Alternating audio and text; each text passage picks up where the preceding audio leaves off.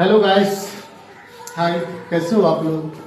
मैं उम्मीद करता हूँ कि आप लोग बिल्कुल ठीक होंगे और ठीक हैं। और हमारे YouTube और इंस्टाग्राम से जितने भी मिथिलावासी हमारे वीडियो अहाँ सब देखी छियै, तो सब आदमी अहाँ सब काल्हि खुना नहीं परसों 14 तारीख के सब आदमी अपना अपना सिस्टर के पास चूड़ा और लाई और दही जरूर लेके जाइएगा।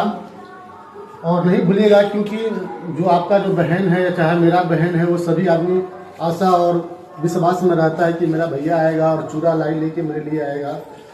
तो सब मिथिलावासी सब वहाँ सब जरूर जबै।